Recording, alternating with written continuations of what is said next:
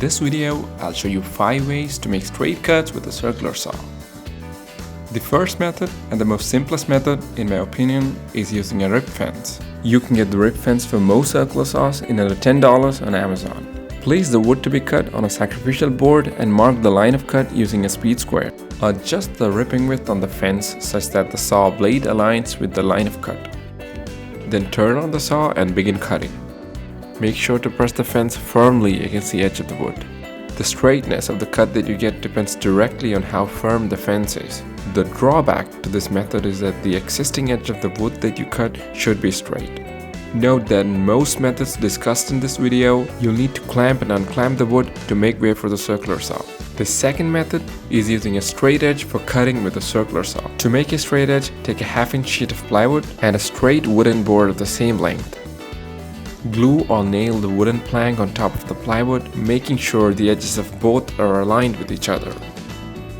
Now cut off the excess plywood that projects more than the blade of the circular saw. Remove the cut piece of plywood and prepare for cutting. For cutting using the straight edge, place the wood on the straight edge and mark it for cutting. Next, before you start cutting, clamp down the wood using 2 quick grip clamps. Once everything is fixed, place the circular saw on the straight edge and start cutting. Make sure to keep the circular saw pressed firmly against the wooden board in the straight edge. In this method, you need to make sure that the wooden board that you use in the straight edge has an accurate straight edge. The third method is using a speed square to make straight cuts with a circular saw. Begin by marking the line of cut with a speed square and mark the offset distance from the blade of the circular saw to the edge of the base plate. The offset distance is the point at which the speed square should be clamped.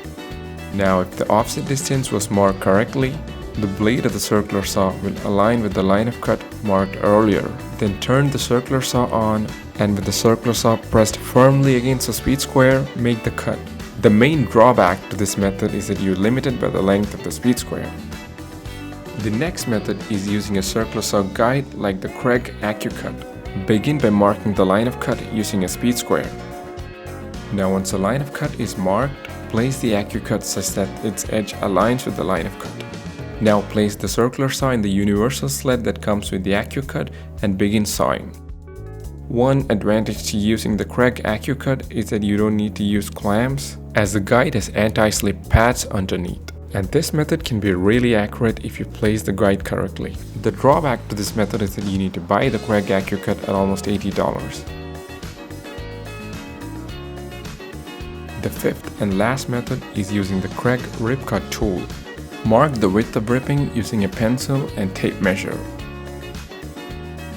Fix the circular saw on the KREG Rip Cut tool and place it such that the saw blade aligns with the line of cut.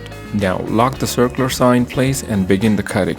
Just like in the previous method, you don't need to use clamps in this method as well. Now this method is similar to the first rip fence method, but you can set a much larger ripping width compared to the rip fence. So those are the 5 methods to make straight cuts with a circular saw. If you found this video useful, like and subscribe. Thank you for watching.